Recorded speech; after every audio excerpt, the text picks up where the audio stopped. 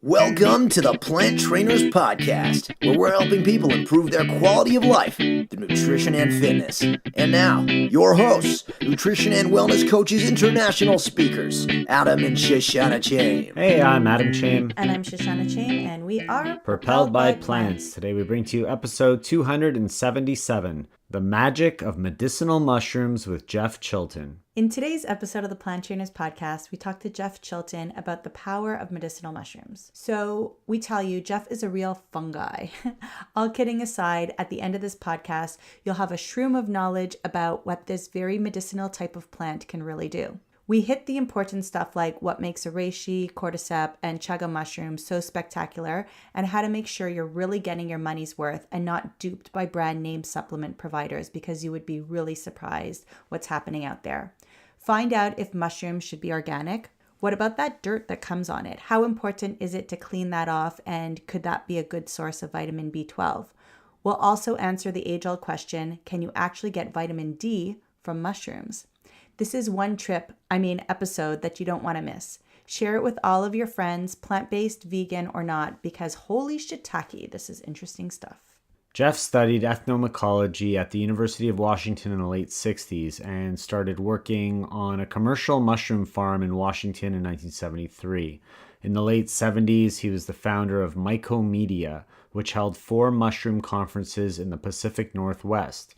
These educational conferences brought together educators and experts in mushroom identification, ethnomycology, and mushroom cultivation. Jeff co-authored the highly acclaimed book, The Mushroom Cultivator, which was published in '83. In the 80s, he operated a mushroom spawn business, and in '89, he started Namex, a business that introduced medicinal mushrooms to the U.S. nutritional supplement industry. In '97, he organized the first organic mushroom production seminar in China.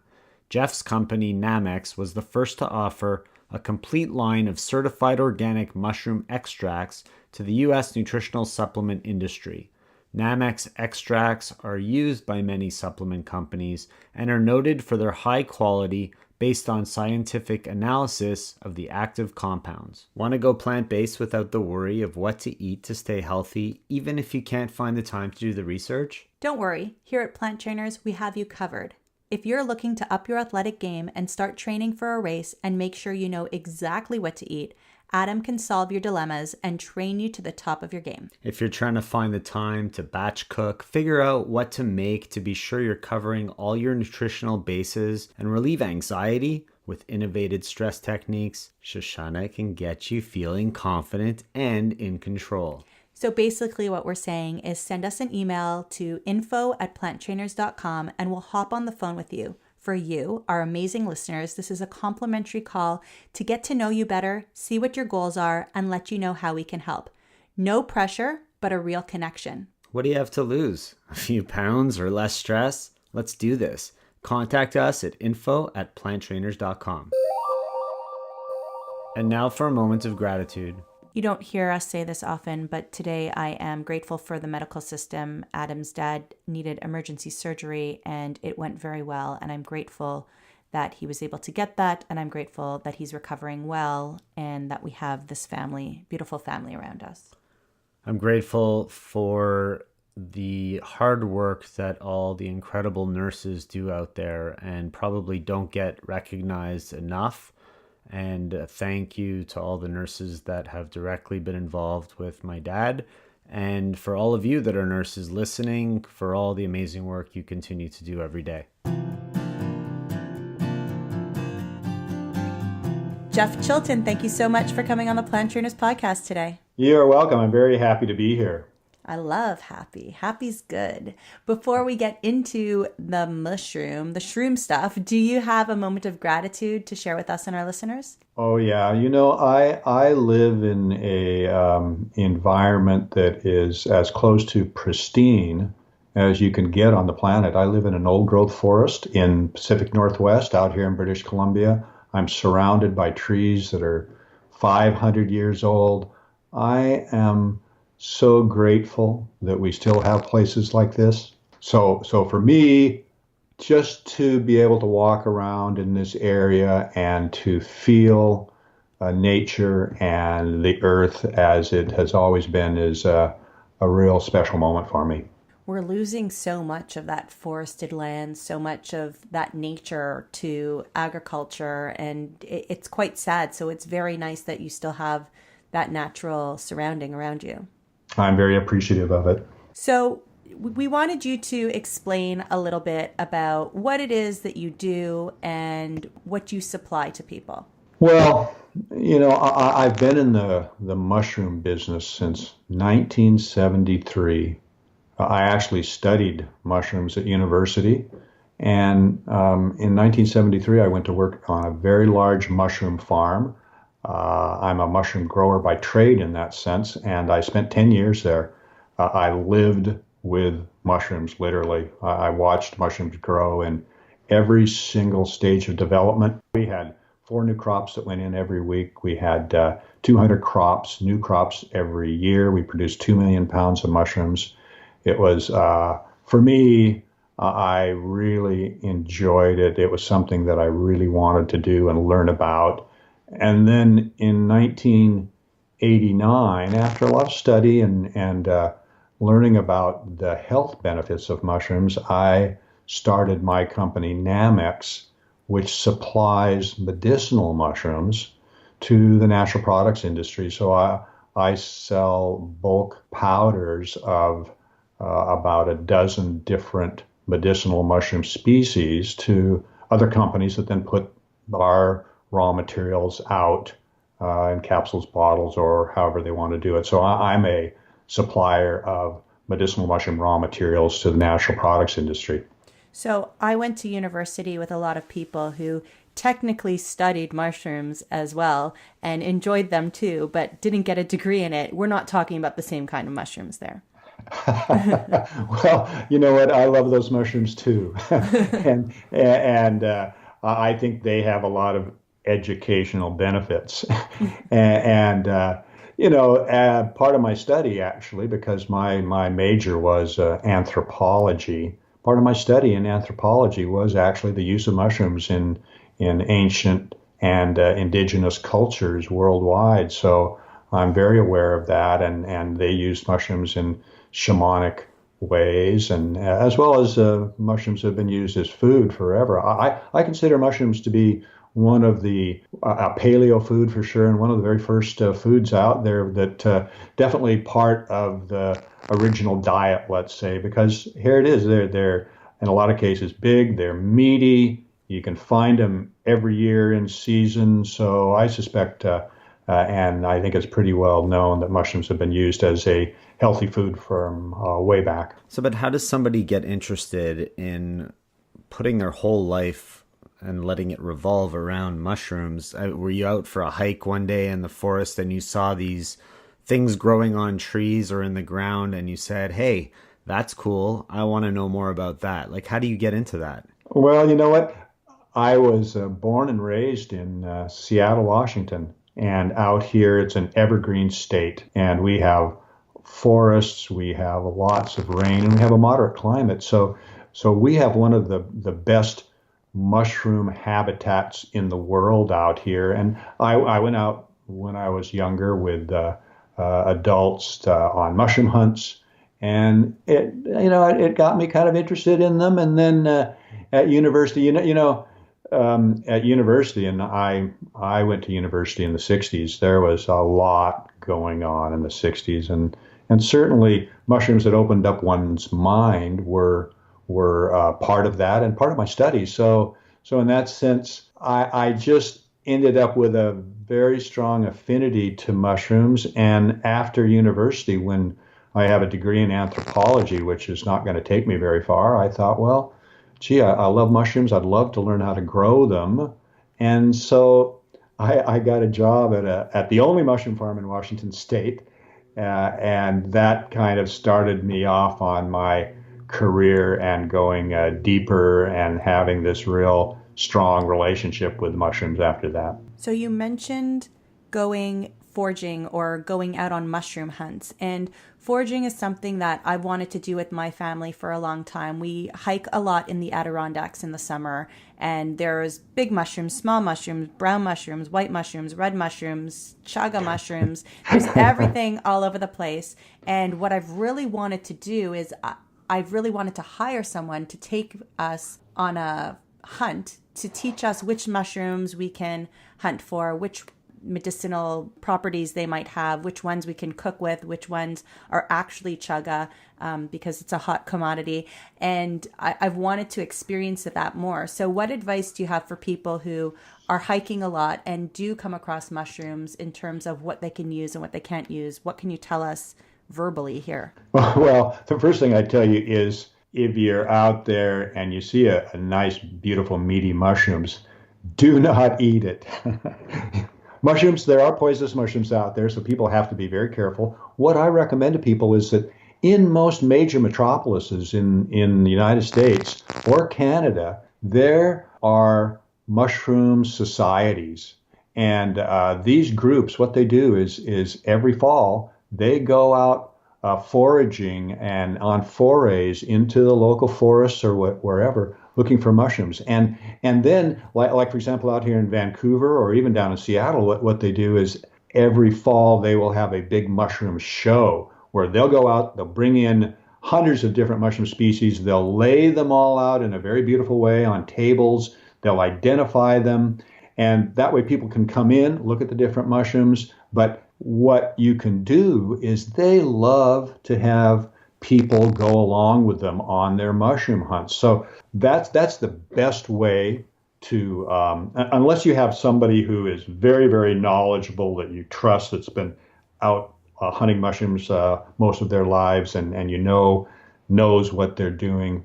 But otherwise, these mycological societies in these different cities are your best bet. And it is very important to, before you eat any wild mushroom, to be absolutely certain you know what it is. And what happens is that you'll go out, let's say on your first mushroom hunt, and you will learn about one mushroom, and you'll learn, okay, I think I can identify that mushroom. I'm looking at it, I'm seeing it, a lot of it's growing. For example, out here, the chanterelle is everywhere in the forest. It's a big yellow trumpet-sized mushroom, very easy to identify, delicious. You might learn that one mushroom in that first season, and then every new season that you go out, you might learn another one. But that's really the way to do it. And there are certain species that are choice edible mushrooms, and those are the ones you want to key in on. But again, go out with somebody who knows, or one of these mycological societies. That's really the best way to proceed. So let's look at the mushrooms that people generally buy in the grocery store, like the white button mushrooms or the criminy mushrooms. Generally, those are the two that you really see. Portobello. Portobello. Like, do those have any benefits to us when we consume them?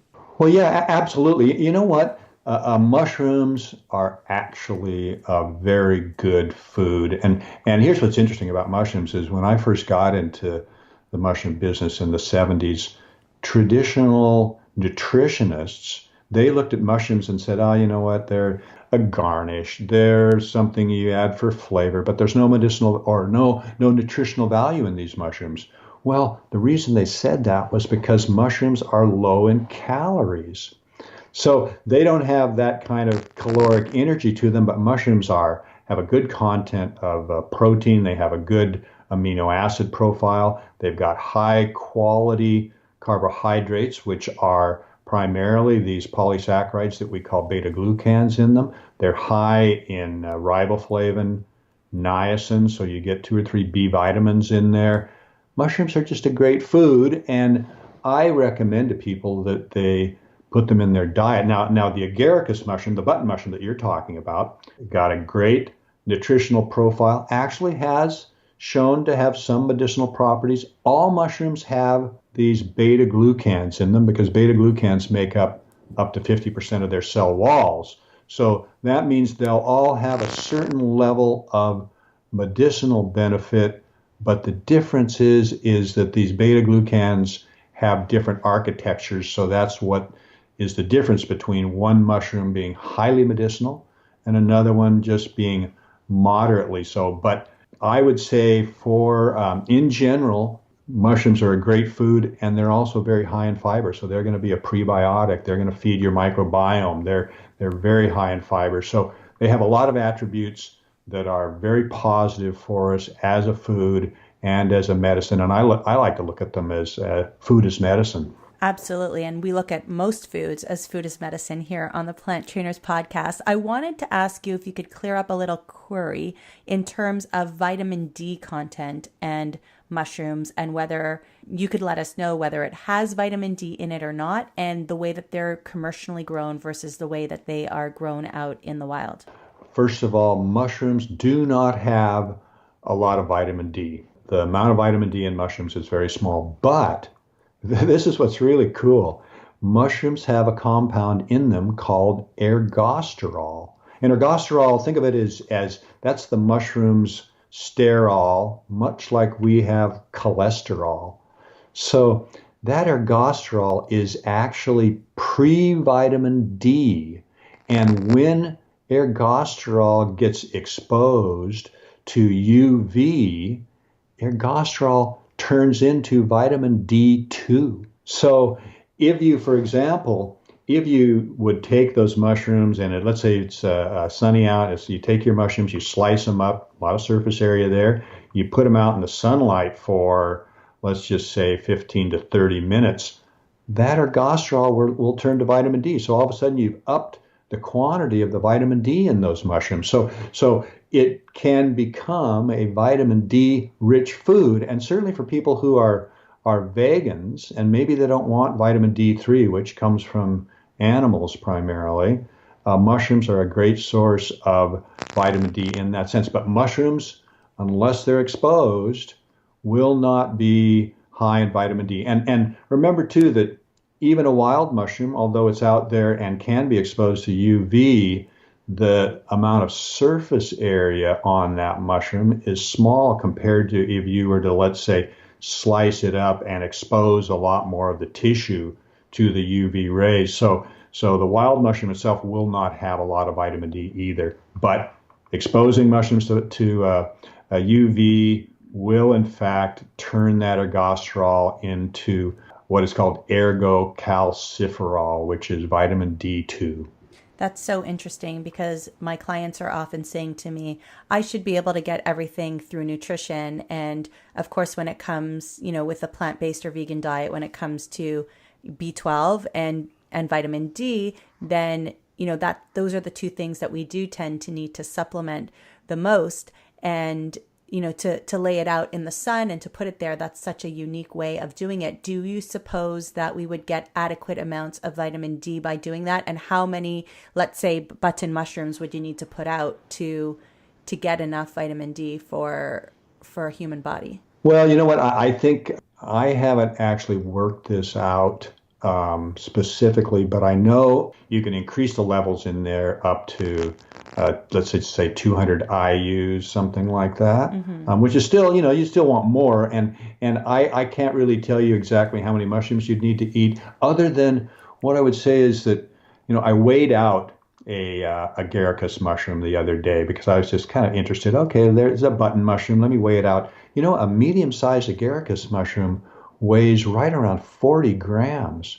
And I thought, wow, that's really pretty heavy for just this one mushroom. And I thought, I sometimes will fry up maybe 400 grams, 10 of those things for a meal, like a pound of these things. I mean, most people won't do that much, but you could probably get a lot of vitamin D from that 1 pound. But I can't really tell you exactly how much you would have to take at this point in time, other than to say that if you do expose them, a shiitake mushroom, you could just turn it over and expose the underside of the shiitake where you see all the gills, and that would give you a lot of surface area. An agaricus mushroom is called a button mushroom because that's actually an immature stage of the mushroom, and the reason why they sell it like that is because it has a much longer shelf life. Now, they got really smart in the last 20 years, and they started to grow what they then would call a portobello, which is nothing more than a agaricus mushroom that has been allowed to mature. So that is just a mature agaricus mushroom. So that might be the best bet for vitamin D. You could just turn it over, expose it, or of course, you can always just slice it up as well. But exactly how much that's something that maybe I should work out and put up on our website so that people would be able to do that, because I think it's really cool to be able to do that with mushrooms, to actually be creating your own vitamin D at home, so to speak, from a actual fresh product. I find that so interesting. It's pretty neat. I'm sure there's got to be supplements out there that are derived from the vitamin D coming from mushrooms, and if there isn't, there should be. Well, you know what? We're actually working on that. We're planning to put that out maybe sometime in the new year.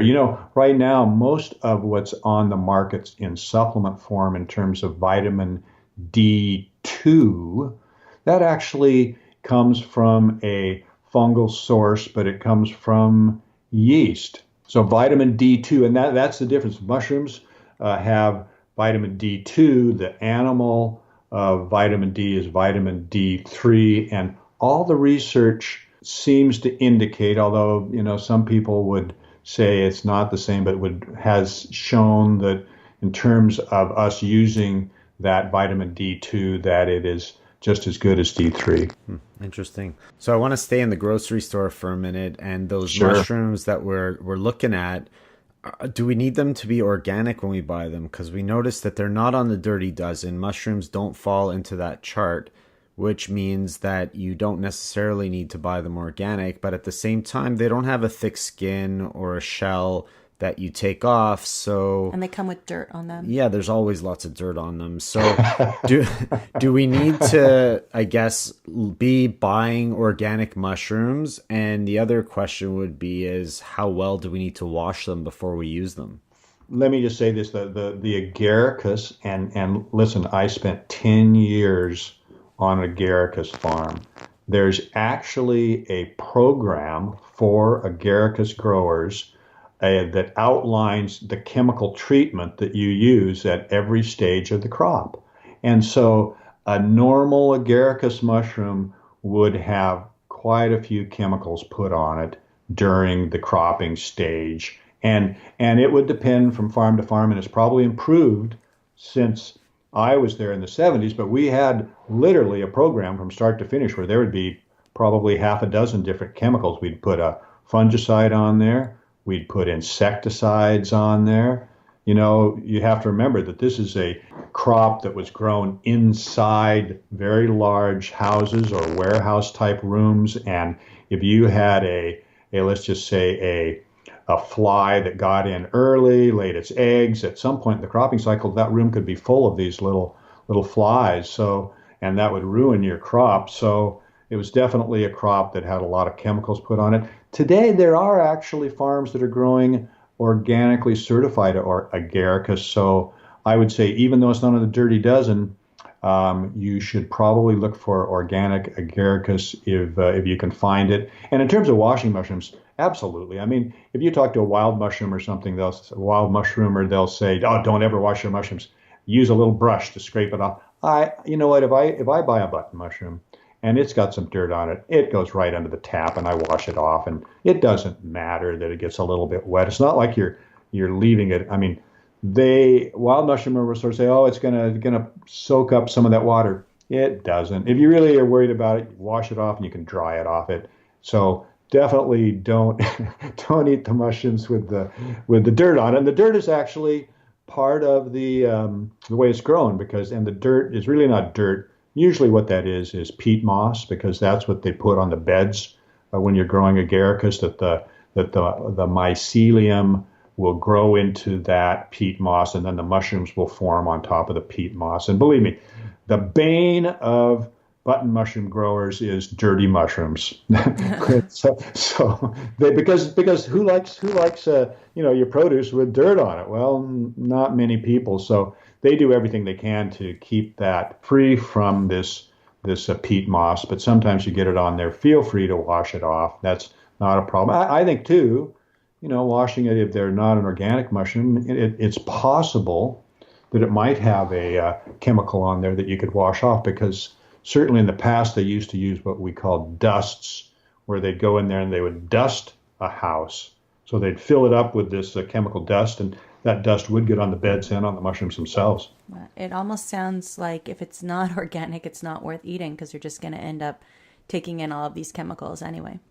Well, you know what? I'm a firm believer in organics, and my company's been organically certified since 1992. All of our products are organically certified. We get so many chemicals from so many different sources that for me, if I can be eating my food and knowing that the produce I eat and the fruits that I eat are organically certified, then that's important to me. And nothing I hate more than to hear people out there say, "Oh, organic, it's this, it's that, it's not for real, and this and that." Hey, I've been organically certified since 1992. I know what it means. I know what we've been through when we have our inspections and all the rest. It is for real.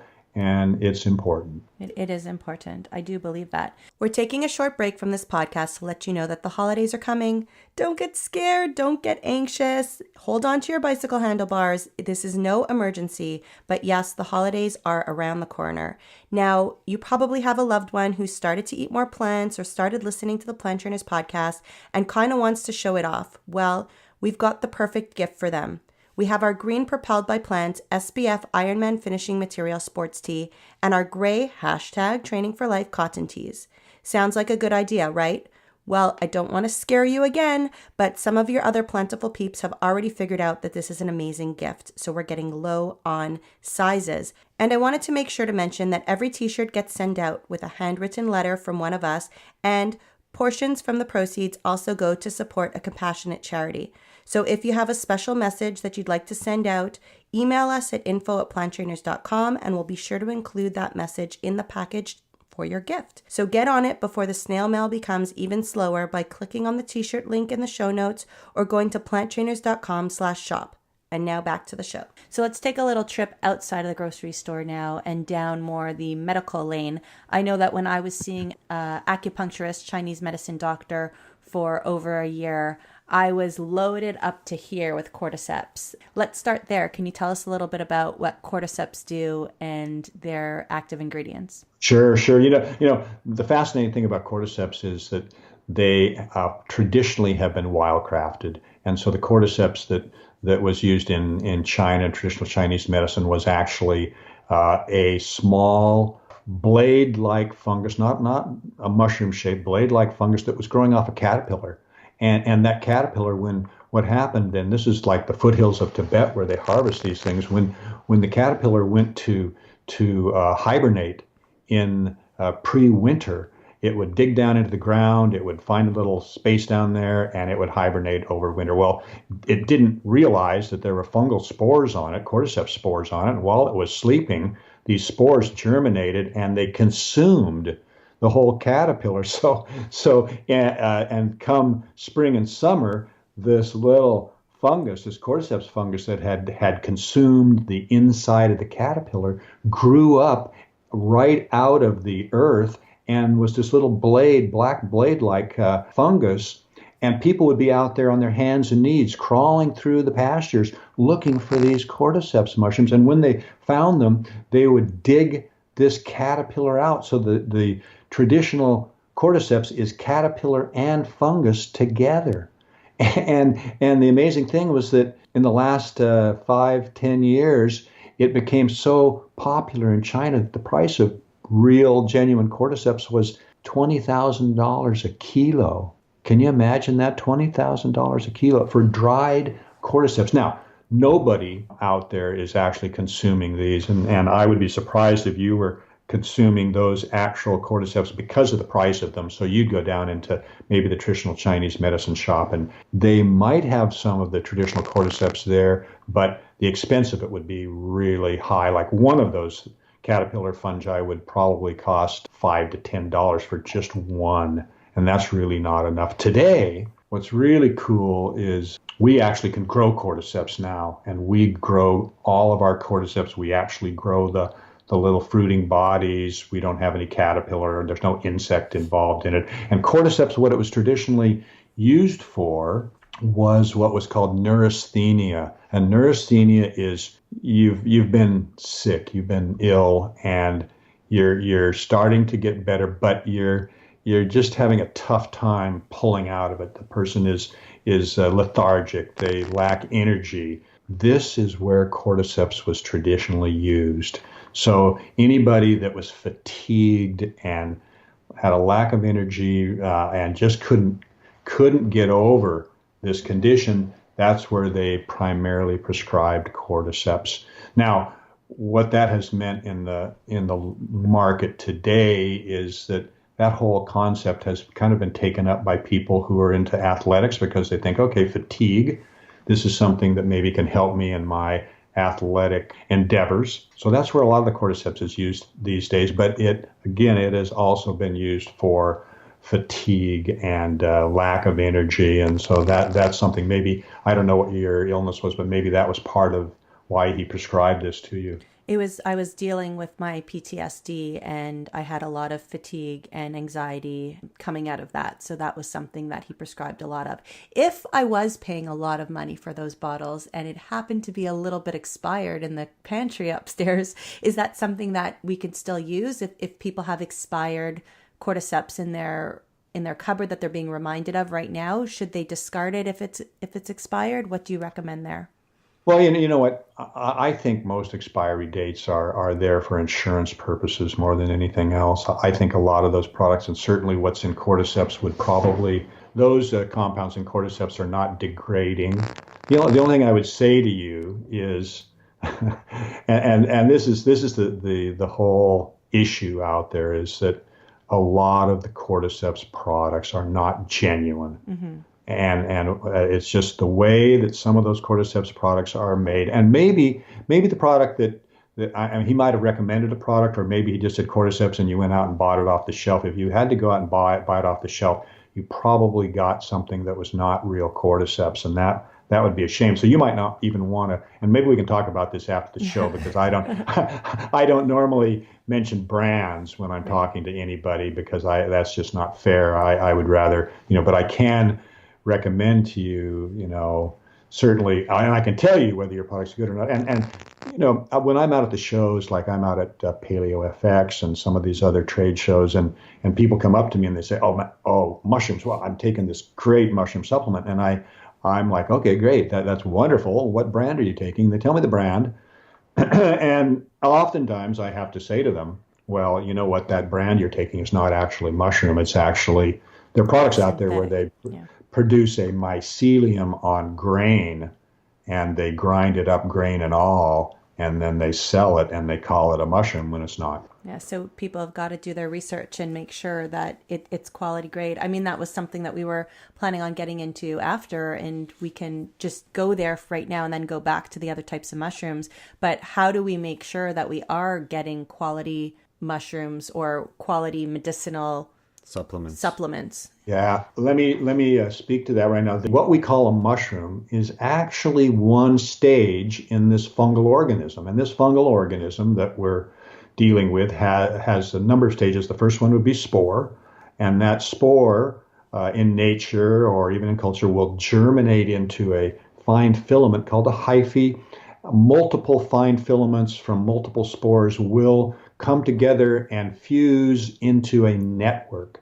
And this network of fine filaments is called mycelium. Mycelium is what we normally don't see when we're going out in the forest looking for mushrooms, because it's under the ground or it's in a piece of wood. So let's say if we see a mushroom on a tree, we'll pull it off, but we won't really look at underneath what it was actually doing. We just think, oh, it's growing off the tree. Well, if you were to look closely, you'd see that there growing in the tree is this white strandy material, and that's called mycelium. And that's even when you pick a mushroom out of the ground, if you look closely and kind of dig around a little, you will see this white filament growing there. That's the mycelium, and that's the body of this organism. And what the mycelium does, it's It's the part of this organism that is decomposing everything out there. So, in nature, without these fungi out there, all of that debris that comes out of the forest, the needles, the branches, the leaves, all of that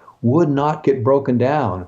Mushrooms and fungi are primary decomposers. They're breaking things down into humus. They're part of a whole variety of organisms, bacteria, imperfect fungi that are breaking everything down. So we've got spore, we've got mycelium, and that mycelium, when the conditions are right in nature, when it's like the temperature drops a little bit, it starts to rain, so they get a lot of water, up comes a mushroom. And that mycelium has amassed all these nutrients to produce this mushroom, and this mushroom will go through its maturity, and that may take 2 to 3 weeks or something like that. And what it ends up doing is it ends up producing lots of spores. So now we've sort of completed this life cycle. So we've got spore, we've got mycelium, and we've got mushroom. Traditionally, what is used medicinally is the mushroom stage. So these are all stages, or what we would call in the herbal industry plant parts. Just like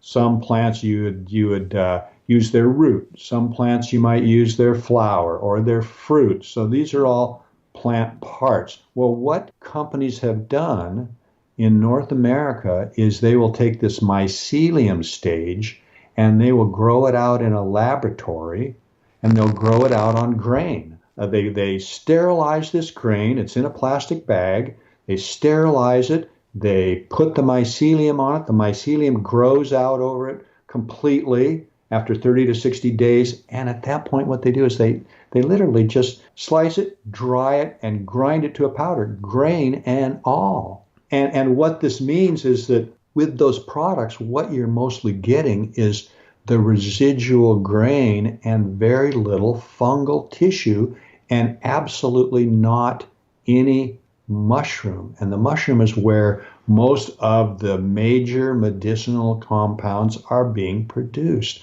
And so the worst part about it is that when they sell this product, on the front label it will say reishi mushroom, chaga mushroom, and they'll show a picture of the reishi or the shitake or the maitake, but it's not mushroom. And if you're lucky, when you turn it over and you look at the supplements facts, maybe it'll say mushroom, but sometimes it'll say mycelium. If you're lucky, it might say mycelium. And then if you're lucky in the other ingredients, it will say myceliated rice or myceliated oats or something like that, which is one of the ways that you can determine, this is not mushroom, this is actually myceliated grain. And one of the ways that for you to picture this is, you know what the product called tempeh is? Yep. Tempeh is fungal mycelium grown on cooked soybeans. So with tempeh, you're actually eating mycelium. And that mycelium has been grown on these cooked soybeans. They're using the exact same process to grow mycelium on a grain, but then what they're doing, rather than selling it as a food, they're drying it, grinding it to a powder, and calling it a mushroom and selling it as a supplement. And it's very, very dishonest to do this, but I'll tell you, probably 75% of the products in the market right now are these products. And here's the worst part about it. The only reason that these products are being produced is because you can't grow mushrooms in North America and sell them as a supplement, because a supplement is dry. You can take that mushroom to the market and you can get $5 a pound, but mushrooms are 90% water. You dry it out, and now you have to sell that same pound of fresh mushrooms. Now, because it's dried, you have to sell it for $50 to get the comparable price. It doesn't work economically, but they can produce this mycelium on grain very, very cheaply.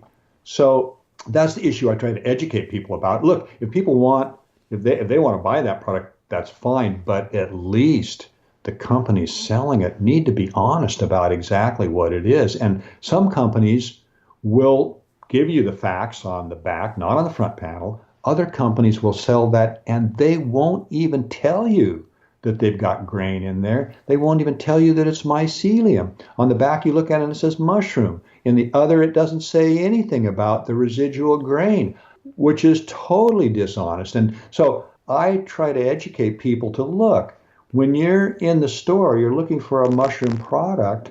If it's made in the USA, I can tell you right now, it's absolutely myceliated grain. It is this tempeh-like product that you're getting. It's not a mushroom. So people now know what they need to look for. They need to look, if it's made in the US, they need to look for that myceliated words and check and make sure if that's actually what they want to be getting and if that's where they want to be spending their dollars. Absolutely. And you know, what's interesting is you can dump those capsules out and you'll taste it and it will taste very, very bland.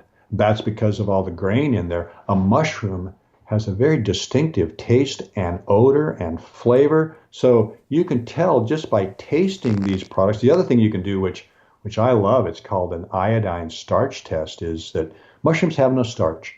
Iodine reacts with starch to, so if you were to dump out these capsules in a quarter cup of water, maybe 4 capsules, move it around, mix it really well, put 10 drops of iodine in that cup.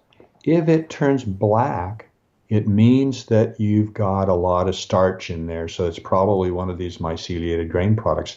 If it does not turn and you just get the iodine color, well, that's probably a genuine mushroom product. And this is one way that you can tell very simply to do that. A mushroom, if it's a true mushroom product, it will not turn black like these other products that you put in there. And you know, what's funny to me is some of these companies now, they sell these their product as to food companies, and they will say to these companies, "Hey, look, our products are something that goes with everything. They've got a very mild taste to them, and you know what? They don't even taste like mushrooms, so you won't have to worry about that mushroom flavor." That's a red flag right there. Oh my God.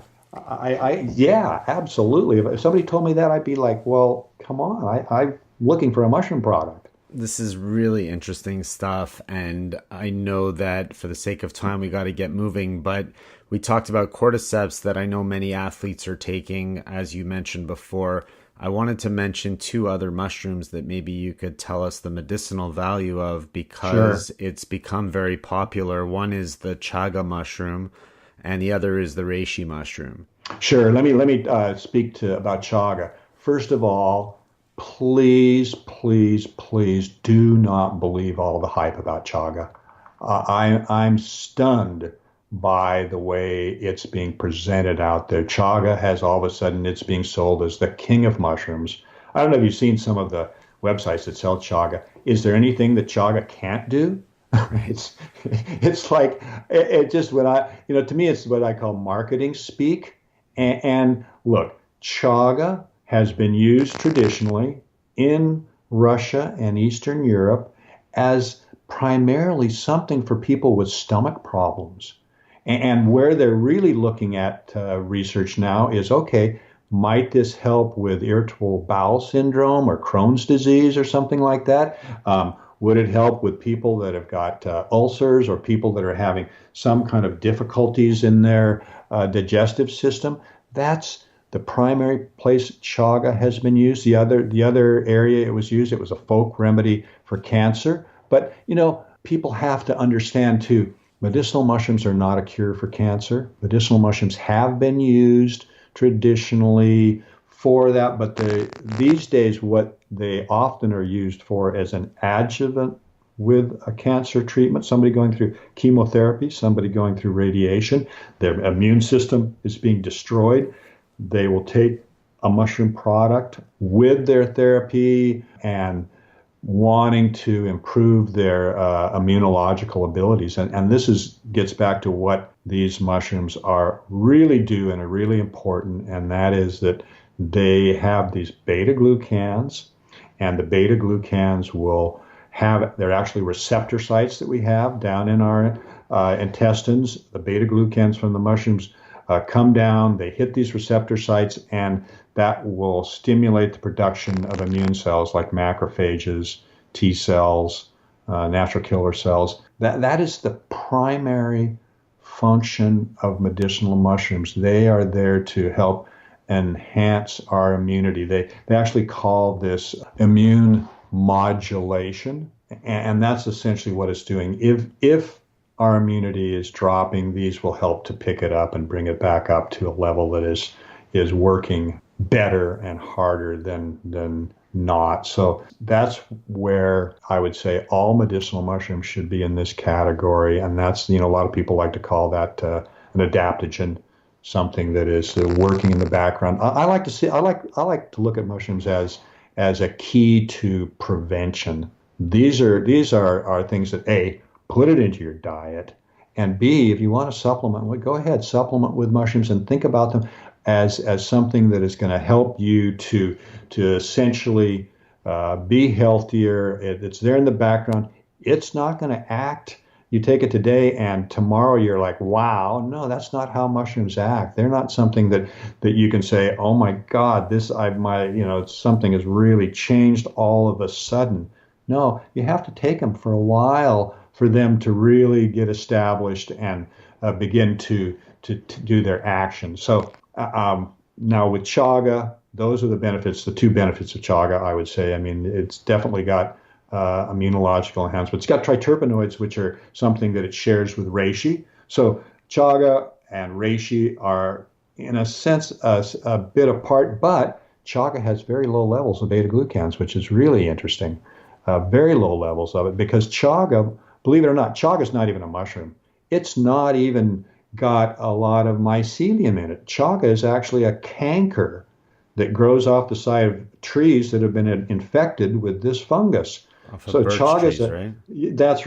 That's right. And so Chaga is a canker there. There's actually been a scientist out there that looked at the Chaga under a microscope, and he estimated that there's maybe 10% of fungal matter in there. But they have accumulated some other compounds like triterpenoids, which are what give Chaga some of its medicinal value. So I like Chaga in that sense. It's good for immunological, but also primarily, I would say, look at it for something that maybe would help you with any sort of digestive problems. When it comes to Reishi's the premier medicinal mushroom. It's, they call it in China the mushroom of immortality, the good fortune mushroom. It has a very high level of beta-glucans, one of the highest in beta-glucans, and it also has these triterpenoids, very high levels of triterpenoids. If you've ever tried a reishi mushroom, it's very, very bitter, and those are the triterpenoids. And triterpenoids are compounds that will help your liver, so it will help with purifying the blood. It's very useful for that. Triterpenoids, again, are the bitter compounds in there, so you'll always know if you've got a good reishi product. If you taste that reishi product and it is bitter, and you're going, okay, I'm pretty sure now I've got a genuine reishi product. And then again, as a longevity herb, I think of it as something where, as we get older, our immune system starts to slow down a little bit. It's not quite as powerful or strong as it used to be. So really, a lot of people in Asia start to incorporate reishi into their daily routine for that very reason. Is okay, immunologically, I'm a little bit slower now. I need the reishi, and they'll just take it on a daily basis, and it's part of their diet from then on. So it's a very common longevity herb in China, and again, that is boosting immunity as well as with these triterpenes, which is helping with the liver. In fact, I met a traditional Chinese doctor in China at a reishi conference back in the 90s, and he told me that reishi was his primary herb for the liver. And he said, yeah, I use as much as 30 grams of reishi, dried reishi mushroom, as much as 30 grams of reishi mushroom for, in some cases, he said, but that's my major herb for the liver. Wow, Jeff, you're just a wealth of knowledge. I feel like we're talking to an encyclopedia focused on mushrooms. If our listeners wanted to get some more information or learn more about mushrooms, where would you recommend they go, or how could they contact you? Well, my company is called NAMEX, North American Medicinal Mushroom Extracts, and that's NAMMEX. And if you go to namex.com, we've got a lot of very deep information there, easy to read information, actually. And I've also got some really fantastic slideshows. The slideshows will show you how mushrooms are commercially cultivated, and it'll also talk about how our extracts are made. And so it's a very informative website. Namex is a wholesale business to business, but we also sell our products online in individual retail packs, and the site is realmushrooms.com. And there you can get, I believe it is 6 or 7 of the major medicinal mushrooms in powder form or in capsule form. So when you get that reishi, rather than getting the very bitter powder and going, oh my God, what am I going to do with this powder? It just spoiled my smoothie.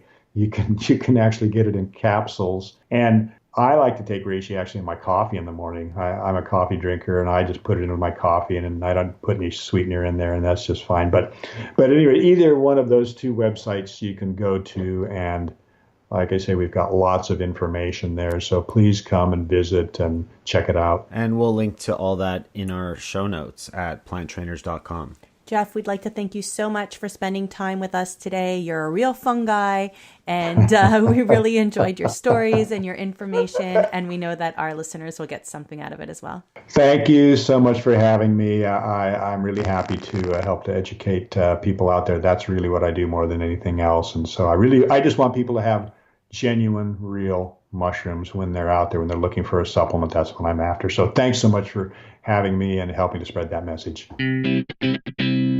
Thank you so much for listening to this edition of the Plant Trainers Podcast. Don't forget to subscribe on iTunes, Stitcher, Google Play, or any other podcast listening platforms. We appreciate the feedback we receive from you. Every time we get a 5-star rating or review on iTunes from one of our fans, it ensures other people will find us too. Thanks to our patrons. To become a patron, visit www.patreon.com/planttrainers. Even supporting us with $1 really makes a difference. Connect and follow us on Instagram and Twitter at Plant Trainers.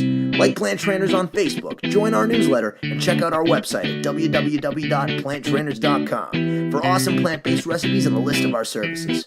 Email your questions to info@planttrainers.com so we can answer them on our upcoming Facebook Lives.